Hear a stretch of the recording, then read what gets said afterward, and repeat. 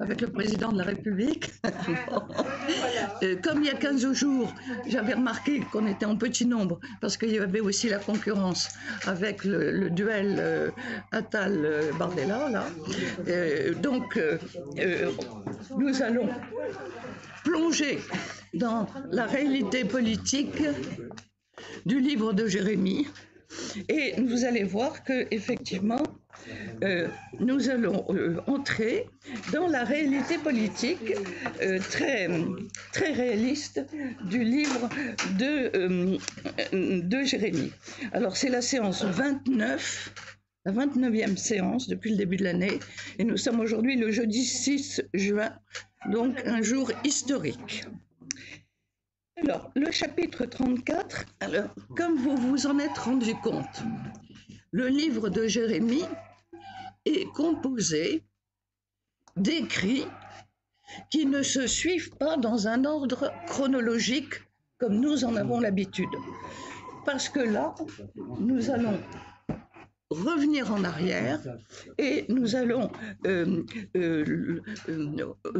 revenir à des temps antérieurs. C'est comme si je vous racontais une histoire que j'interromps pour faire, comme on dit, un flashback. Alors, si vous voulez, nous allons nous habituer ce soir à lire des flashbacks dans le livre de Jérémie. Et ce qui est intéressant, c'est que nous avons maintenant la réalité de la situation politique, parce que Jérémie doit prendre la parole et de s'adresser directement au roi. Et s'adresser directement au roi Sédécias. Alors je vous rappelle que Sédécias règne de 598 à 587 avant Jésus-Christ, et que c'est sous son règne que la ville effectivement sera prise, sera détruite. Et il se trouve que il y a Dieu demande à Jérémie d'intervenir auprès du roi et va dire à Sédécias: dis-lui bien, donc il y a une répétition, le texte insiste beaucoup, va lui dire et dis-lui bien, donc vraiment des recommandations très précises. Ainsi parle le Seigneur, je vais livrer cette ville au roi de Babylone. Toi, tu ne lui échapperas pas, tu seras arrêté, livré à sa merci, et vous vous trouverez, alors la Tob traduit, vous vous trouverez face à face. En fait, le texte, c'est toujours la même histoire, parce que le texte hébreu est beaucoup plus précis. Tes yeux verront les yeux du roi, ta bouche parlera à sa bouche. Et par conséquent, on relie toujours l'importance des sens, l'importance du corps dans la relation à l'autre. Et il se trouve que à ce moment-là,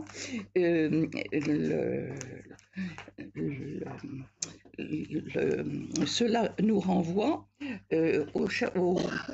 au deuxième livre des rois. J'ai mis des petits machins pour trouver plus facilement. Voilà, la 9e année du règne de Sédécias, le 10e mois, le roi de Babylone arriva avec toutes ses troupes devant Jérusalem. Il prit position contre elle et l'on construisit des terrassements tout autour. Et il va y avoir justement le fait de dire à Sédécias, il faut accepter la défaite et il faut accepter de se rendre. Et en fait, le prophète Jérémie prononça toutes ces paroles devant Sédécias, mais le roi Sédécias ne va pas accepter ce que Jérémie lui demande. Alors une autre fois, Jérémie continue son ministère auprès du roi Et alors qu'il est, il est emprisonné dans la cour du palais royal. Et cette fois-ci, il va demander à tout le peuple à Jérusalem l'engagement de proclamer l'affranchissement des esclaves. Alors, c'est quelque chose qui est très important, que l'on trouve justement dans le Deutéronome. Mes petits trucs en papier, c'est comme j'avais très peur que ça déchire ma Bible en plus. Alors, dans le Deutéronome, au chapitre 15, les versets 12 à 18. Et c'est très important parce que voilà l'habitude qui existait. Au bout de 7 ans, tu feras la remise des dettes. Et tout homme qui a fait un prêt à son prochain fera remise des droits. Il n'exercera pas de contrainte contre son prochain. L'étranger, tu pourras le contraindre, mais ce que tu possèdes chez ton frère, tu lui en feras remise. Toutefois, il n'y aura pas de pauvre chez toi, tellement le Seigneur t'aura comblé de bénédictions dans le pays que le Seigneur ton Dieu te donne en héritage. Et tu ne fermeras pas ta porte à ton frère pauvre, tu donneras généreusement parce que, et alors ça c'est intéressant, il ne cessera pas d'y avoir des pauvres au milieu du pays, et je te donne un commandement, tu ouvriras ta main toute grande à ton frère, aux malheureux, aux pauvres qui habitent dans le même pays que toi. Vous voyez, dans le Deutéronome, on a déjà donc cette indication donc, de charité universelle. Mais ce qui est le plus important, c'est que si parmi tes frères hébreux, un homme ou une femme s'est vendu à toi et qu'il t'a servi comme esclave, l'esclavage existe dans l'Antiquité et fait partie, si vous voulez, ça c'est un historien qui connaît très bien toutes ces questions-là sur le travail dans l'Antiquité, qui a d'ailleurs fait un livre sur la notion du travail chez les pères de l'Église, et qui, alors ça c'est bien un truc d'éditeur, il a publié un livre très savant sur des textes des pères de l'Église, sur la notion du travail dans l'Antiquité, et l'éditeur n'a rien trouvé de mieux comme titre, Travailleurs, travailleuses. Bon. Et il se trouve qu'il nous met bien en garde à ne pas juger avec nos yeux de contemporains la notion d'esclavage. Dans l'Antiquité, cela paraît une chose normale, ce qui effectivement nous choque nous, mais il n'y a aucune critique ni remise en question de l'esclavage chez les pères de l'Église dans l'Antiquité. Alors, on verra ensuite les grandes remises en question, en fait, dateront du XVe siècle à propos de la traite des esclaves et du rôle de l'Espagne. Donc, une chose qui est intéressante, c'est que s'il t'a servi comme esclave pendant 6 ans, eh bien, la 7e année, tu le laisseras partir libre de chez toi. Donc, vous voyez, obligation de libérer son esclave la 7e année.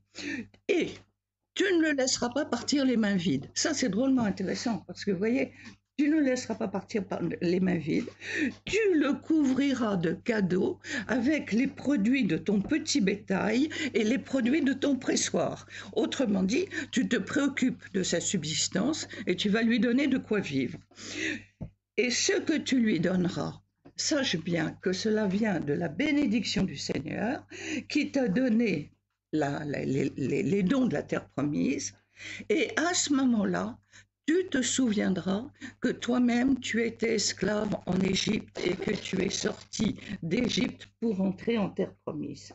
Et par conséquent, vous voyez, c'est drôlement intéressant de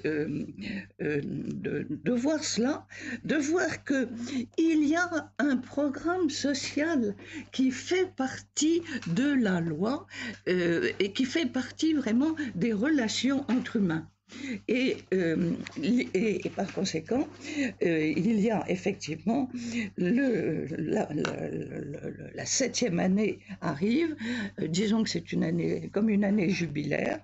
La parole qui s'adresse à Jérémie de la part du Seigneur, après que le roi Sédécias eut fait prendre à tout le peuple l'engagement de proclamer l'affranchissement des esclaves.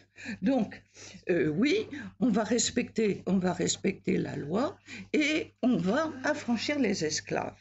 Alors, ce qui est intéressant, c'est que il se trouve, du point de vue historique, que le moment où se passe cette décision d'affranchir les esclaves, il se trouve que vraisemblablement, il y avait eu un afflux de population rurale qui, voyant les troupes babyloniennes avancer, s'étaient réfugiés à l'intérieur de Jérusalem, puisque Jérusalem était une forteresse protégée par une enceinte.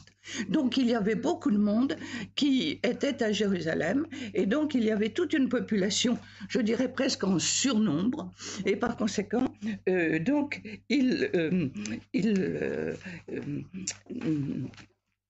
ce qu'ils avaient fait justement, toutes les autorités, tous les gens qui avaient pris l'engagement de libérer leurs esclaves, tinrent parole et ils libèrent les esclaves. Donc il se trouve qu'il y a eu à un moment une accalmie et il se trouve que à un moment, ils prennent la décision donc de libérer les esclaves. Et puis, il se trouve que la situation militaire, pendant ce temps-là, c'est exactement ce qui se passe sous nos yeux avec Gaza, hein, et avec l'armée israélienne et Gaza, où vous voyez les populations qui vont se réfugier dans un coin, l'armée israélienne arrive et fait des bombardements, les gens fuient, vous avez toute une masse de victimes civiles humaines, qui vont d'un endroit à un autre pour essayer de se protéger. Ben là, c'est exactement la même chose. Il se trouve qu'à un moment, les troupes babyloniennes ont desserré l'étau qu'ils formaient autour de Jérusalem, parce que pendant ce temps-là, par derrière, une armée égyptienne était venue les attaquer. Donc, comme une armée égyptienne était venue les attaquer aussi pour les grignoter par derrière, il a fallu dégager des troupes, et par conséquent, à ce moment-là, les habitants de Jérusalem se sont dit, bon, bah, très bien, ça va très bien. À ce moment-là, reprenons nos esclaves, puisque le danger est écarté. Et par conséquent, revenons sur la décision de libérer les esclaves. Et nous assistons effectivement à ce revirement. Ces temps-ci, et nous avons, à partir du verset 14, au bout d'une période de 7 ans, chacun d'entre vous libérera son frère hébreu, mais vos pères ne m'ont pas écouté, ils n'ont pas tendu l'oreille. Ces temps-ci, vous vous étiez convertis, donc vous aviez bien pris la bonne décision, et vous êtes revenus dessus. Et par conséquent, vous étiez convertis en faisant ce qui est juste. Chacun de vous avait proclamé l'affranchissement, et le terme qui est employé, c'est non pas de son esclave, mais de son compatriote. Vous voyez ? Donc c'est très important de voir cette relation humaine. À partir du moment où il n'était plus esclave, où il était affranchi, il devenait comme un frère. Bon, alors ça, c'est ce qui est très bien, d'accord. Mais le revirement, eh bien, c'est un rêve, une illusion. Et on repart ensemble. Et vous aviez pris des engagements en ma présence dans la maison sur laquelle mon nom a été proclamé. Ainsi, vous avez profané mon nom. Parce que c'était fait vraiment... dans un esprit de foi, donc dans un esprit religieux, avec la caution du temple de Jérusalem. Donc, je ne dirais pas que c'était comme un sacrement, mais vous voyez, il y avait une démarche religieuse. Donc c'est pas une histoire de plan social ou de plan humanitaire. Il y a le fait, ce qui était quand même un progrès extraordinaire, de considérer justement que l'esclave libéré devenait comme un frère. Donc vous êtes revenu sur votre décision et par conséquent, vous avez profané mon nom, et le fait de profaner le nom de Dieu, est évidemment une offense à Dieu. Et par conséquent, il y a ensuite, à partir du verset 17, toute une explication. Puisque vous ne m'avez pas écouté, je vais moi proclamer votre affranchissement. Quand moi je vous ai libéré de l'esclavage d'Égypte, je vous ai fait entrer dans la terre promise en vous proposant une loi de sainteté. Tout cela, vous n'en avez pas voulu, et par conséquent, vous allez retrouver votre position d'esclave. Et vous allez retrouver votre position d'esclave dans la mesure où vous allez partir en esclavage, en déportation, en Babylonie, parce que vous allez voir que le roi Sédécias va revenir, va assiéger la ville, et que vous ne pourrez pas lutter. Vous voyez, ce qui est intéressant dans ce texte, c'est que nous avons, je dirais, un idéal de relations humaines, un idéal de foi, la relation humaine en essayant de voir en l'autre mon frère, c'est-à-dire le visage de Dieu, et en même temps, le problème, justement, ceci à l'intérieur de l'alliance. Et effectivement, un petit peu plus loin, je livre je fais de vous un exemple pour tous les royaumes de la terre. Je livre les hommes qui ont manqué aux engagements que je leur ai fait prendre. Et par conséquent, ils n'ont pas honoré, c'est au verset 18, au chapitre 34, ils n'ont pas honoré les termes de l'engagement qu'ils avaient décidé d'accepter devant moi en coupant en deux un taurillon et en passant entre les morceaux. Et par conséquent, nous avons là une référence très explicite au livre de la Genèse, au chapitre 15, à la célébration effectivement de l'alliance, donc à la première alliance. Abraham lui procura tous ces animaux, les partagea par le milieu et plaça chaque partie en face de l'autre. Et à ce moment-là, c'est là où il y a cette promesse qui est faite à Abraham. Le soleil se coucha, et dans l'obscurité, voici qu'un four fumant et une torche de feu passèrent entre les morceaux des animaux qui avaient été sacrifiés. En ce jour, le Seigneur conclut une alliance avec Abraham en ces termes: c'est à ta descendance que je donne ce pays, du fleuve d'Égypte au grand fleuve, le fleuve Euphrate. Et par conséquent, c'est l'annonce de cette alliance. Et vous voyez que là, dans ce chapitre 34,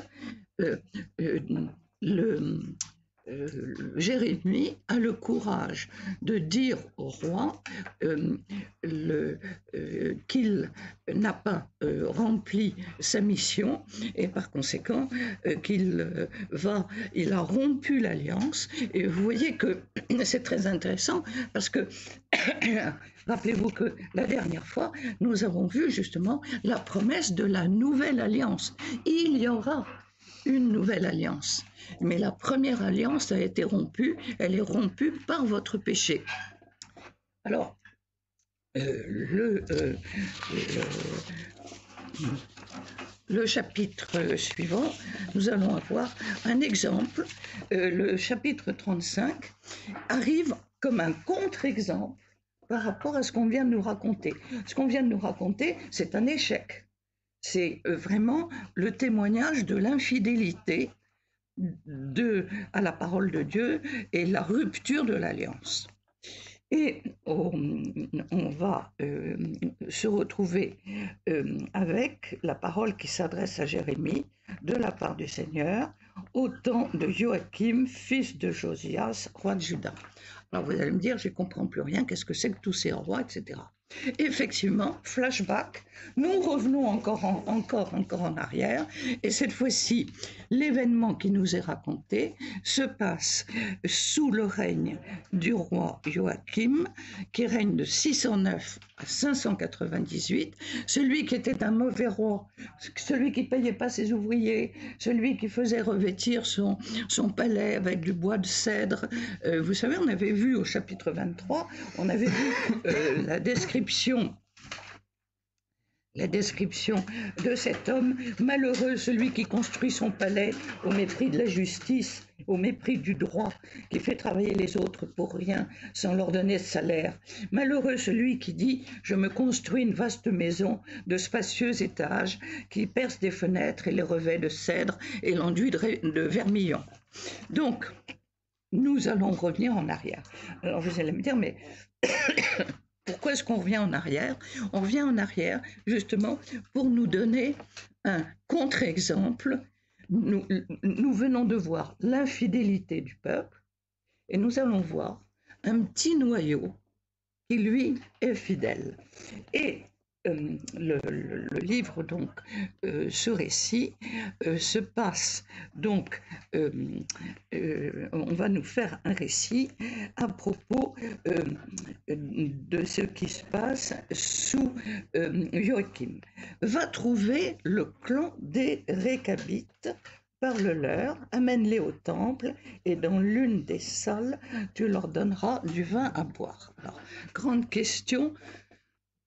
Qui sont les Récabites et qu'est-ce que c'est que ce peuple qui intervient comme ça? Alors, nous allons revenir en arrière, là encore. Vous voyez, il y a toute une gymnastique de l'esprit et nous allons nous retrouver dans le deuxième livre des rois, au chapitre 10, les versets 15 à 16. Il se trouve que cette fois-ci, nous retournons tout à fait en arrière et ce qui va se passer, l'événement qui se passe sous le prophète Élie, donc en 850 avant Jésus-Christ, l'origine des Récabites. Donc ça remonte à 850 environ avant Jésus-Christ. Et nous avons un personnage qui rencontre, c'est donc au deuxième livre des rois, au chapitre 10, les versets 15 à 18.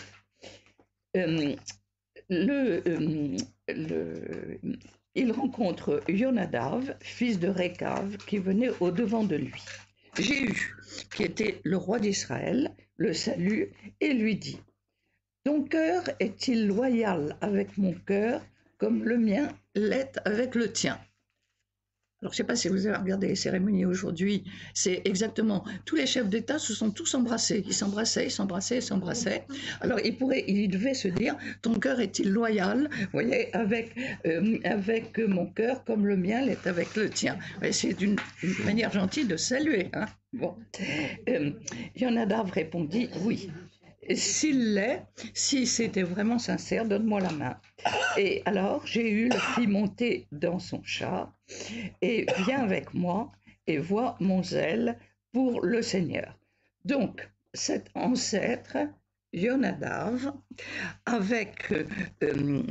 il se trouve qu'il avait, et ils ont, c'était une population à l'origine qui était semi-nomade et qui avait pris l'habitude de ne pas boire de vin. Et effectivement, nous ne buvons pas de vin. Notre ancêtre Jonadav, fils de Récav, donc c'est une allusion, c'est au verset 6 du chapitre 35, et c'est une allusion à ce fameux ancêtre qui a vécu 3 siècles auparavant. Nous ne buvons pas de vin. Notre ancêtre, fils de Récav, nous a laissé ses instructions. Vous ne boirez jamais de vin, ni vous ni vos enfants. Vous ne construirez pas de maison. Vous ne ferez pas de semailles. Vous ne planterez pas de verger. Vous n'en ferez pas l'acquisition. Mais vous logerez sous des tentes pendant toute votre vie afin de vivre longtemps sur le sol où vous séjournez. Et les Récabites disent « Nous avons toujours obéi à toutes les instructions que notre ancêtre Yonadav, fils de Récav, nous a laissé. Donc, si vous voulez, un style de vie qui est en rupture avec l'installation à Jérusalem, avec la construction de beaux palais, de belles maisons, etc. Et c'est très intéressant parce que sur le plan spirituel, moi, ça m'a fait penser à quelque chose, justement, ce détachement, vous voyez, par rapport à une civilisation très, très établie, avec des grandes villes, encore une fois, un urbanisme, un État, une population qui reste semi-nomade, qui vit sous la tente et qui vit de très peu de choses. Et ça m'a fait tout à fait penser, et c'est en rapport avec la paroisse. Oui, alors la grande interrogation, qu'est-ce que je vais sortir? Le mouvement des franciscains, c'est ça à l'origine, c'est quitter le vivre de la pauvreté, quitter le confort des grandes abbayes bénédictines et partir, et mendier. Et par conséquent, vous voyez, c'est intéressant parce que on voit très bien comment, dans l'anthropologie humaine, il y a des moments, il y a quelquefois cette nécessité de couper avec l'environnement pour une plus grande liberté intérieure. Et c'est ce qui se passe dans le cas des Récabites. Et les Récabites, leur comportement posait problème en se disant mais pourquoi est-ce qu'ils se conduisent comme ça serait tellement plus confortable qu'ils soient installés et puis qu'ils fassent comme tout le monde, quoi. Pourquoi est-ce qu'ils se distinguent comme cela? Et Sédécias veut les faire boire, et par conséquent, il se trouve que dans ce chapitre 35, en fait, nous avons 3 parties dans ce chapitre 35 qui racontent cette leçon des Récabites. Nous avons un récit ancien qui va du verset 3 jusqu'au verset 11 et qui raconte effectivement, qui décrit ce mouvement. Eh bien, nous vivrons sous la tente et nous vivrons de la petite agriculture et des petits d'allées d'oasis en oasis. Donc, du verset 3 au verset 18, nous avons la description effectivement de leur vie. Nous n'avons acquis ni verger, ni champ, ni semence. Nous obéissons scrupuleusement aux instructions que nous a laissées notre ancêtre. Et ce n'est qu'au moment où Nabuchodonosor, roi de Babylone, a envahi Jérusalem, que nous avons décidé de nous réfugier dans Jérusalem. Et par conséquent, cette population de réfugiés, elle est gênante. Alors, et ensuite, à la fin, dans le récit ancien, qui va du verset 3 jusqu'au verset 11, et qui reprend ensuite du verset 18 au verset 19, au clan des Récabites, Jérémie dit, ainsi parle le Dieu d'Israël, étant donné que vous obéissez à l'instruction de votre ancêtre, que vous observez toutes ces instructions, que vous mettez bien en pratique ce qu'il vous a demandé, eh bien, ainsi parle le Seigneur le Tout-Puissant, il ne manquera jamais rien à Yonadav, fils de Récav, parce que ces hommes se tiennent tous les jours en ma présence. Donc nous avons un exemple de fidélité et de sainteté. Et puis, entre-temps, du verset 12 au verset 18, nous avons un commentaire qui a été rajouté après. Nous avons dans ce chapitre une racine ancienne, d'un récit ancien, si vous voulez, un texte primitif qui raconte l'épisode des Récabites et leur fidélité. Et puis, introduit, comme dans un millefeuille, introduit postérieurement un commentaire qui est la parole de Jérémie et qui montre comment, qui va faire la pédagogie de ce mouvement des Récabites. Ils vont dire, eux, ils sont fidèles, et vous, regardez la manière. Mais moi, je vous ai parlé inlassablement et c'est répété. Je vous ai au verset 14. Mais moi, je vous ai parlé inlassablement, sans que vous m'ayez écouté. Inlassablement, et c'est encore répété, je vous ai envoyé mes serviteurs, les prophètes, pour vous dire, convertissez-vous, améliorez votre manière d'agir, ne courez pas après d'autres dieux. Et, et, mais vous n'avez pas tendu l'oreille, alors que ce peuple des Récabites, lui, a écouté. Eh bien, ainsi, il ne faut pas vous étonner de ce qui va passer, de ce qui va se passer. Je ne suis plus votre Dieu. C'est cela. Vous avez rompu l'alliance et par conséquent, vous allez subir les conséquences de votre infidélité. Et par conséquent, vous voyez qu'il y a une relative unité entre le chapitre 34 et le chapitre 35 dans la pédagogie de Jérémie. C'est-à-dire, vous êtes versatile, on ne peut pas compter sur vous. Vous avez décidé d'affranchir les esclaves et puis tout d'un coup vous changez d'avis parce que la situation politique a changé. Vous avez des gens qui sont au milieu de vous et qui sont un modèle de vie, mais vous les méprisez et vous ne voulez pas suivre leur exemple. Et par conséquent, vous voyez que nous avons une situation conflictuelle où Jérémie se trouve en minorité, où il doit parler au roi. Mais le roi, entouré de ses ministres et entouré de ses gardes, pense que de toutes les façons, rien ne prouve que Jérémie soit l'envoyé de Dieu. C'est la même chose pour Jésus. Mais donne-nous un signe, montre-nous. Et Jérémie, il annonce des catastrophes. Donc les prophètes de malheur, on ne les écoute pas. Et on lui dit de se taire.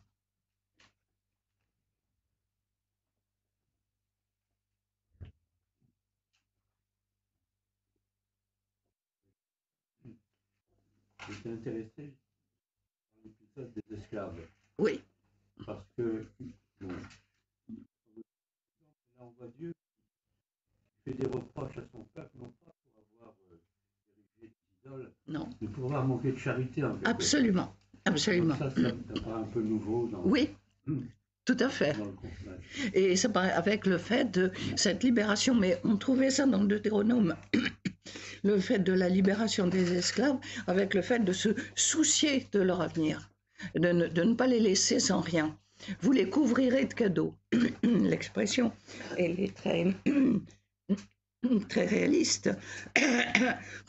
Des gens qui habitent dans votre maison, parce qu'il faut bien se rendre compte que, et ça va durer aussi, ce sera très net dans ce qu'on appelle les maisons, les premières églises qui sont dans les maisons domestiques. Une maison, c'est tous ceux qui y habitent, y compris tous les domestiques, et y compris toutes les générations. Et par conséquent, c'est un ensemble de générations multiples et de situations multiples. Et tout ça, ça cohabite sous le même toit. Je pense que les relations intergénérationnelles et familiales sont toujours aussi compliquées, quelle que soit l'histoire, des hommes. Et par conséquent, effectivement, il y a ce côté humain qui est vraiment là, qui est très, très bien mis en valeur dans le Deutéronome. Donc, nous sommes dans une situation tout à fait conflictuelle et du coup, nous en arrivons à un des sommets aussi du livre de Jérémie, qui est le chapitre 36. Et par conséquent, toujours, si vous voulez, on ne tient absolument pas compte ce n'est pas là encore, c'est un flashback, on revient en arrière. Et puisqu'on nous précise, en la 4e année de Joachim, fils de Josias, roi de Juda, donc ça nous met à peu près en 605 avant Jésus-Christ. Je rappelle que en 609, le roi Josias, qui était un roi bon, a été tué à Megiddo, que ensuite le pharaon Néchao est intervenu, puis ensuite le roi de Babylone, et qu'il y a effectivement le fils de Josias qui a régné et qui a été absolument catastrophique. Et la parole de Dieu s'adresse à Jérémie. Et très important, procure-toi un rouleau. Alors, le mot rouleau, effectivement, c'est une bande de papyrus. Ce sont des papyrus qui sont tressés et qui forment comme un espèce de tissu sur lequel on écrit. Et vous savez que on roule, d'où le rouleau. Alors, dans les premières représentations de l'Église, des premiers siècles, on a d'une part le rouleau, qui rappelle toute l'écriture ancienne qui se faisait sur papyrus, qu'on roulait. Et puis, alors ça c'est à Ravenne qu'on a ça, on a Saint-Pierre qui tient un rouleau et Saint-Paul qui tient un codex, c'est-à-dire l'ancêtre du livre. Le codex, c'est un cahier qui a été plié, etc., relié, et voilà. Donc, le rouleau, et effectivement, le terme « le rouleau », c'est évidemment l'équivalent de la loi. Alors, tout de suite, ce mot-là, qui est un mot ordinaire, mais qui, lorsqu'on lit le texte, tout de suite saute aux yeux cette image du psaume 40. « Tu n'as voulu ni sacrifice ni offrande, tu m'as creusé des oreilles pour entendre, tu n'as demandé ni holocauste ni oblation. Alors j'ai dit, je viens Seigneur, avec le rouleau d'un livre écrit pour moi.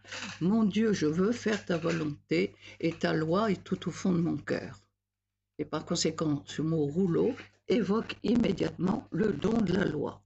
Et qu'est-ce que le don de la loi? C'est effectivement ce programme de sainteté pour partager le bonheur que Dieu propose. Donc, déjà, ce terme, le rouleau, nous met dans une perspective spirituelle très, très importante. Et le psaume 40, procure-toi un rouleau, et écris dedans toutes les paroles que je t'ai adressées au sujet d'Israël et de Juda, de toutes les nations, depuis que j'ai commencé à te parler, au temps du roi Josias.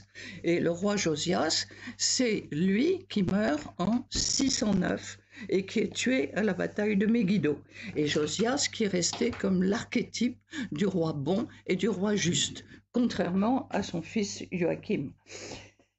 Alors, ce qui est magnifique, c'est qu'on a toujours... ça c'est vraiment tellement extraordinaire. Enfin, c'est ce que je pense, c'est que peut-être les gens de Juda seront-ils attentifs. Vous voyez, le peut-être montre que Dieu respecte la liberté du cœur de l'homme. Peut-être. Mais tout dépend, tout dépend. Et en fait, il y a ici l'évocation du roi Josias. Et par conséquent, évidemment, cela nous renvoie au deuxième livre des rois, au chapitre 22, les versets 3 à 13. Voilà. Deuxième, voilà. Josias avait 8 ans lorsqu'il devint roi. Il régna 31 ans à Jérusalem. Alors on nous donne le nom de son père, le nom de sa mère, etc. Et il se trouve que la 18e année de son règne, il décide de faire des travaux pour le temple de Jérusalem. Et comme par hasard, il y avait une collecte. On avait collecté les dons et il dit à son secrétaire, qui s'appelle Shaphan, monte vers le grand prêtre Hilkiyahu, pour qu'il fasse le total, qu'il fasse les comptes, qu'il fasse le total de l'argent apporté à la maison du Seigneur, et que les gardiens du temple ont recueilli auprès du peuple. Qu'on le remette entre les mains des entrepreneurs de travaux. Alors on demande un devis, n'est-ce pas Françoise? Des entrepreneurs des travaux aux responsables de la maison du Seigneur, afin qu'ils payent ceux qui dans la maison du Seigneur travaillent à réparer. Et alors on nous donne la citation: les charpentiers, les maçons, les couvreurs, les tailleurs de pierre. Donc vous voyez, on a tous les corps de métier pour les travaux. Donc vous voyez, c'est très concret, c'est très actuel, hein. On fait une collecte, on va faire des travaux, on va embellir le temple. Et il se trouve que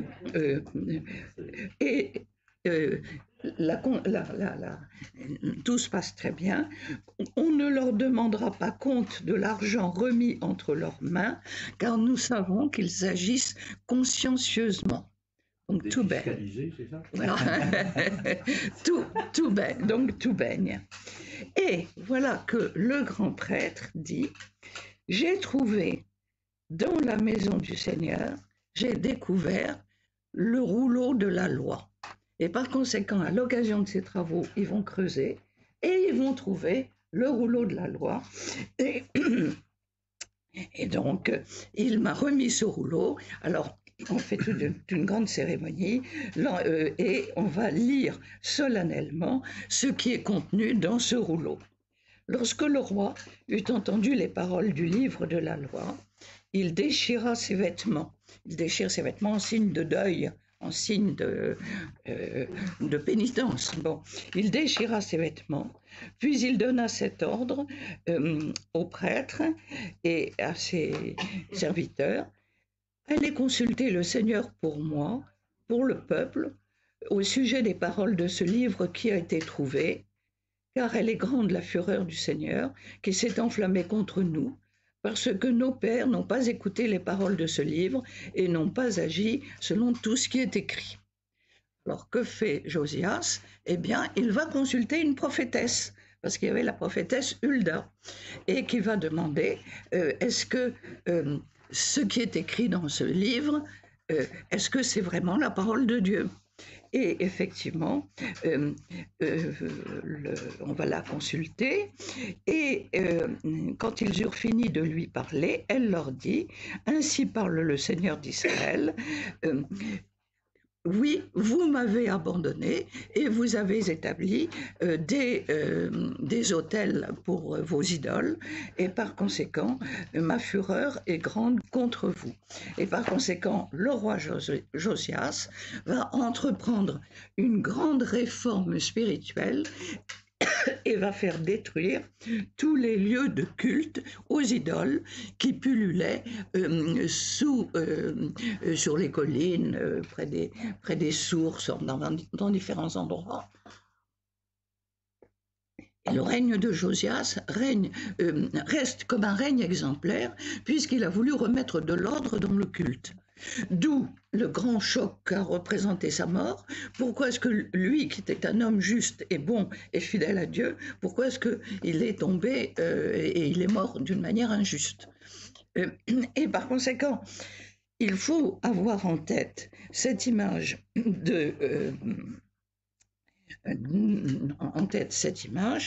ce rappel donc de Josias découvrant le rouleau de la loi au moment où on fait des travaux dans le temple de Jérusalem, pour pouvoir lire effectivement ce chapitre 36.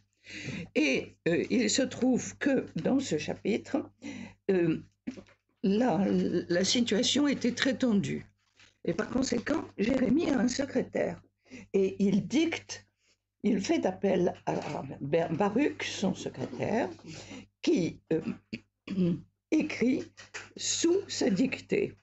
Et ensuite, ce qui se passe, c'est que Jérémie demande à Baruch d'aller au temple de Jérusalem, et là, vas-y toi-même, un jour de jeûne dans le temple, face à la foule, et fais la lecture du rouleau des paroles que je t'ai dictées. Et les paroles, évidemment, que Jérémie a dictées, ce sont toujours ces mêmes paroles. Vous pratiquez votre religion, mais en fait, votre cœur est loin de moi. Vous n'êtes pas sincère dans votre manière de faire. Et par conséquent, il se pourrait alors que leur supplication et que leur demande de pardon fassent que le Seigneur se retourne vers nous, et il se pourrait que chacun se convertisse. Donc, voilà, Jérémie a reçu la parole du Seigneur et il envoie au casse-pipe. Ah ben tenez, c'est vous qui envoyez au casse-pipe Édouard pour aller annoncer la parole de Dieu. Mmh. Voilà. Mais vous allez voir comment ça se termine.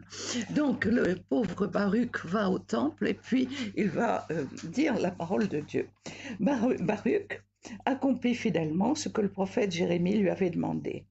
Il lut au temple, dans le livre, les paroles du Seigneur. Donc Baruch obéit.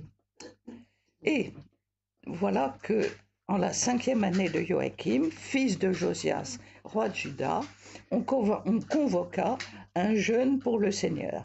Et alors, effectivement, c'est une attitude très solennelle. Baruch, lu dans le livre, c'est une cérémonie qui a lieu au temple, donc une cérémonie liturgique, au temple, dans la salle de Gamaraïou, fils de Shaphan le chancelier, et il fait la lecture à la foule. Voilà que quelqu'un entend toutes les paroles telles qu'elles étaient écrites dans le livre. Et à côté du temple, il y avait le palais royal. Et du coup, il y a un secrétaire d'État qui écoute, et on nous donne tous les noms. Il descendit au palais, entra dans la salle du chancelier, et là était réuni en séance le Conseil des ministres. Alors nous avons le chancelier, Elishama, Delayahu, fils de Shemayahu, Elnathan, fils de Shaphan, Sédécias, fils de Yanahu, Mikayahu, leur communiqua toutes les paroles qu'il avait entendues. Alors le Conseil des ministres est quand même très embêté de ce qu'ils entendent, et ils envoient l'un d'entre eux auprès de Baruch pour lui dire voilà ce que nous avons entendu, mais donne-nous la preuve et apporte-nous le rouleau que tu as lu devant la foule. Assieds-toi et fais-nous de nouveau la lecture du rouleau. Et donc, cette fois-ci, ce n'est plus devant la foule du temple, cette fois-ci, c'est au Conseil des ministres que le pauvre Baruch doit s'exécuter et doit lire le rouleau. Assieds-toi, fais-nous la lecture. Vous voyez, c'est très important, un petit détail comme ça, assieds-toi, donc on prend notre temps et on t'écoute. En entendant toutes les paroles, ils furent pris d'une panique contagieuse. Donc ils furent pris d'une fièvre qui les faisait trembler. Tellement ils ont peur. Et finalement, ils dirent à Baruch, il faut que nous communiquions ces paroles au roi. Et par conséquent, explique-nous comment est-ce que tu as été en possession de ce document, d'où ça vient, explique-nous comment ça s'est passé. Alors Baruch recommence et explique que Jérémie lui a transmis, qu'il est le secrétaire de Jérémie, qu'il a pris en note toutes les paroles de Jérémie, que Jérémie lui a demandé de venir les annoncer au temple, et puis que la rumeur s'est répandue, et Baruch se trouve en position d'accusé. Et il nous donne un détail, il m'a dicté personnellement toutes ces paroles, et moi je les écrivais avec de l'encre.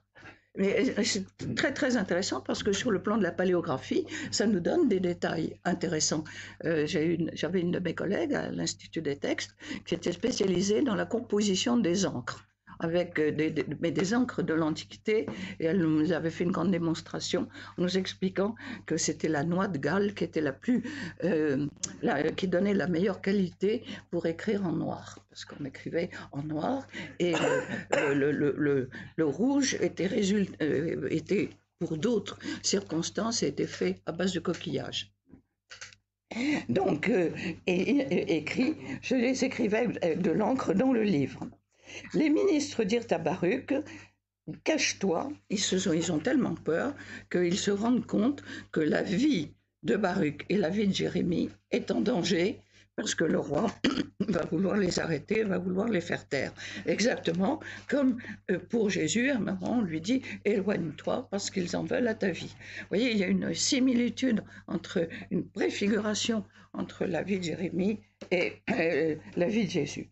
Et alors le roi, ayant déposé le rouleau dans la salle du chancelier, ils entrèrent chez le roi, dans ses appartements privés. Vous voyez, on nous donne plein de détails. Vous avez la salle du Conseil des ministres, et puis vous avez les appartements privés, hein, exactement comme à l'Élysée. Bon, et dans les appartements privés, et il raconte au roi tout ce qui s'est passé. Et il se trouve que le roi était assis au salon d'hiver, car il faisait froid, et qu'il y avait un brasero pour qu'il puisse se réchauffer. Un brasero pour qu'il puisse se réchauffer, exactement comme Pierre, au moment où il y aura la servante qui le reconnaîtra. Et par conséquent, c'était le 9e mois, et le feu d'un brasero brûlait devant lui. Donc le secrétaire lit. Chaque fois que Yehudi avait lu 3 ou 4 colonnes, le roi les découpait avec un canif de scribe et les jetait au feu du brasero, si bien que tout le rouleau finit par disparaître. Ils ne furent pas pris de panique, ils ne déchirèrent pas leurs vêtements, ni le roi, ni aucun de ses serviteurs. Et par conséquent, nous avons là, si vous voulez, la pointe du livre de Jérémie pour montrer que la parole de Dieu est jetée au feu. Autrement dit, nous avons sous les yeux un auto da fe. L'auto da fe, qui est un mot espagnol, c'est un acte de foi, qui signifiait un acte de foi au moment de l'Inquisition, lorsqu'on brûlait les livres des hérétiques. Ici, vous voyez qu'il y a une intensité dramatique qui est tout à fait remarquable, puisque la parole de Dieu est jetée au feu et que le roi lacère le papyrus avec son canif. On nous donne des détails très concrets, très réalistes, pour montrer ce refus absolu de la parole de Dieu. Et alors, vous voyez que le texte est très... Et ce texte, il est rédigé par rapport au livre des rois, effectivement par rapport à l'attitude de Josias. Ils ne déchirèrent pas, ils ne déchirèrent pas leurs vêtements, alors que le roi Josias, lui, en découvrant la parole de Dieu, avait entrepris cette réforme. Là, nous avons l'inverse, puisqu'il jette au feu la parole de Dieu. Alors, je trouve que ce passage nous montre l'échec total du ministère de Jérémie. Et c'est ça ce qui est tout à fait dramatique, puisque non seulement il a été contredit, controversé, mais qu'il y a ce geste, c'est le seul moment dans l'Ancien Testament où nous avons un geste aussi violent de déchirer volontairement le rouleau de la loi. Vraiment, c'est l'acte sacrilège par excellence.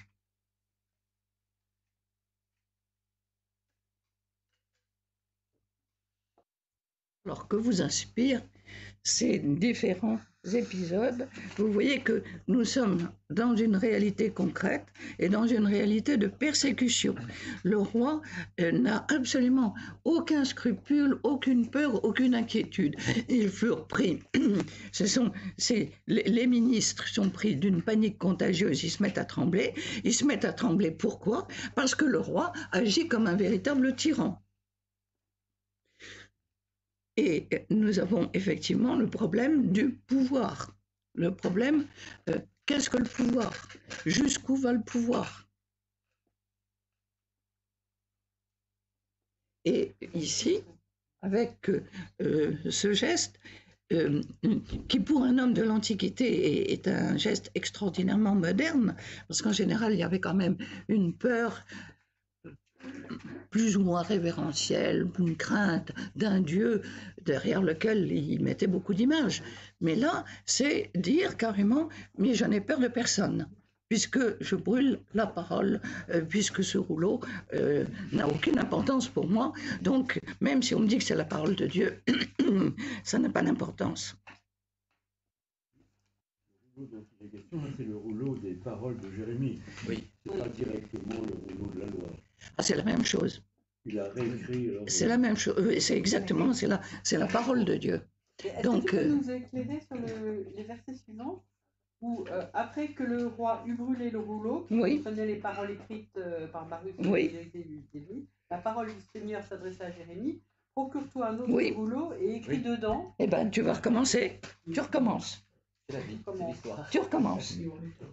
Tu recommences. Dans le bon sens. Et par conséquent, ne te décourage pas, il faut continuer. Et c'est ça ce qui est assez extraordinaire dans ce texte, c'est de voir l'échec et puis Dieu qui lui dit va continuer. Oui, absolument. Oui. Sans photocopie. Oui, inlassablement, il faut réécrire et recopier. Oui, ah ben oui. Oui. Oui. Oui. Mais, écoute, moi j'avais un de mes collègues oui. qui est un prêtre, qui est un chanoine de Saint-Augustin, c'était un homme vénérable, et il a consacré son existence à Hugues de Saint-Victor, au XIIe siècle. Et alors son grand bonheur, c'était de reconstituer l'arbre généalogique des manuscrits, le stemma. Et alors, il venait chez nous à l'Institut des textes, à ce moment-là, on travaillait sur microfilm, et il s'installait toute la journée, alors là, il était heureux comme tout, et il a réussi à organiser l'arbre généalogique de 500 manuscrits pour trouver quel était le premier manuscrit à partir duquel les autres avaient été recopiés. Pour moi, c'est un mystère. C'est un saint homme, un homme très savant, et son bonheur. Et alors j'avais l'impression qu'il était là et qu'il était comme un puzzle avec ses microfilms, et que dans les appareils de lecture qu'on avait à cette époque-là, mes enfants évidemment rigolent parce qu'ils disent c'était avant l'information, avant l'application de l'informatique évidemment. Et effectivement, ce qui était extraordinaire, c'était cette multiplicité de manuscrits qui s'engendraient mutuellement et qui se copiaient, et je ne sais pas par quel mystère, par les comparaisons de parchemin, d'encre, de qualité d'encre, voilà, des fautes et des écritures. Et c'est comme ça qu'il arrivait à reconstituer d'abord des familles de manuscrits, et puis ensuite à voir comment la progression se faisait de la copie d'un texte à partir d'un monastère vers un autre monastère. Parce que c'était comment les textes circulaient d'un monastère à l'autre et d'un monastère aux écoles cathédrales. Quand on étudiera notre époque,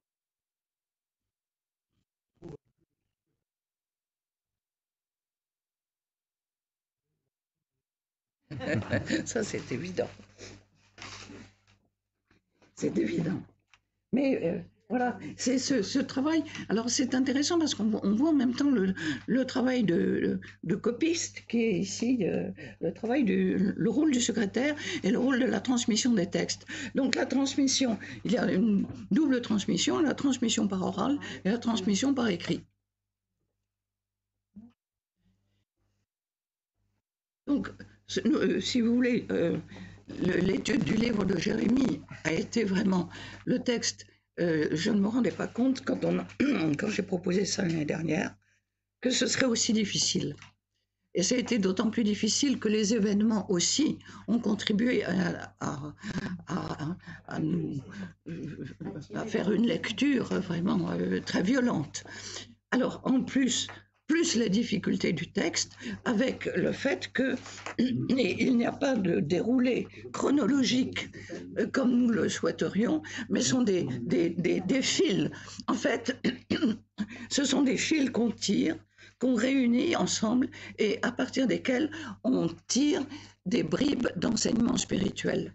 Mais en fait, un texte comme celui-ci montre une telle violence de la parole de Dieu jetée au feu. Je trouve que l'image est extraordinairement parlante.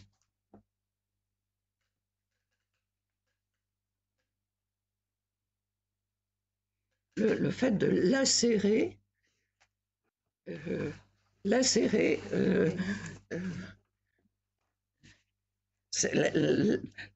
sa Bible avec un canif, c'est horrible. De nos jours, dans certains endroits, on a brûlé les Corans. Je crois que au Danemark, je ne sais pas, les exaltés ont brûlé les Corans.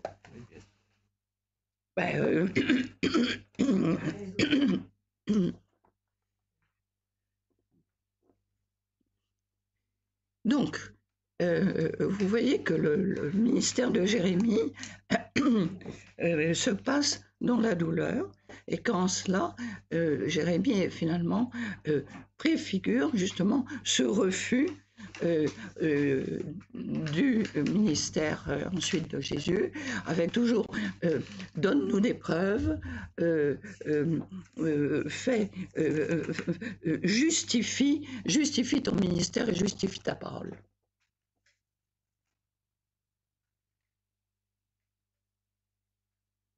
Voilà. On va s'arrêter là. Très bien. C'est notre Jérémie. Oui. Alors, je ne sais pas, Bertrand, il y a la Bible. La Bible liturgique. Non. Je crois que le cantique 34, vous n'avez pas. Chapitre 14, verset 17 à 21. Vous l'avez Non, mais allez-y. Ouais,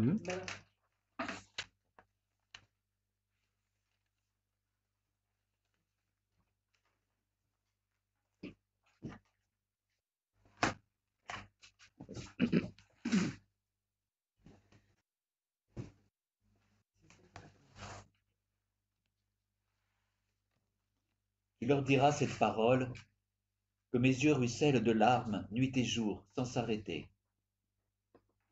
Elle est blessée d'une grande blessure, la Vierge, la fille de mon peuple, meurtrie d'une plaie profonde. Si je sors dans la campagne, voici les victimes de l'épée.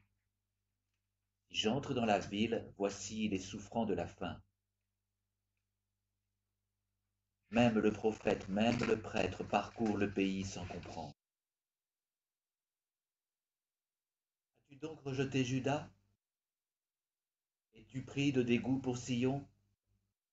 Pourquoi nous frapper sans remède? Nous attendions la paix et rien de bon. Le temps du remède, et voici l'épouvante. Seigneur, nous connaissons notre révolte, la faute de nos pères. Oui, nous avons péché contre toi. À cause de ton nom, ne méprise pas, n'humilie pas le trône de ta gloire. Ne romps pas ton alliance avec nous.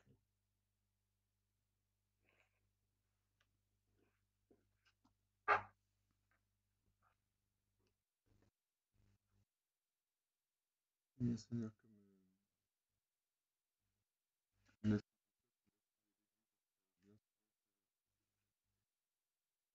même le prêtre, même le prophète parcourt le pays, ne comprend pas.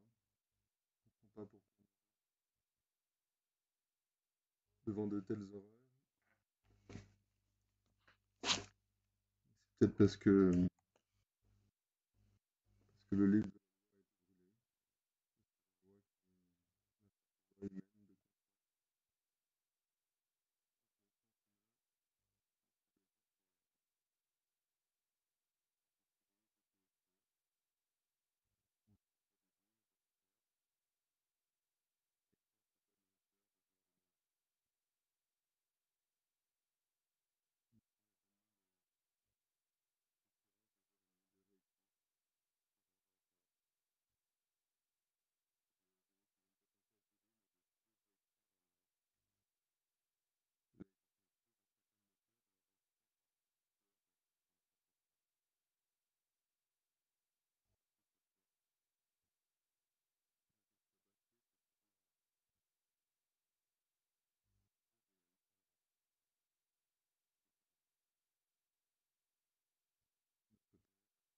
les aux cieux, que ton nom vienne,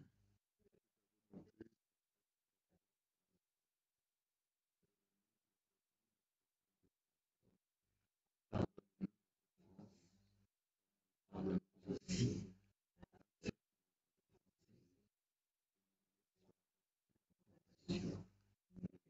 le Seigneur soit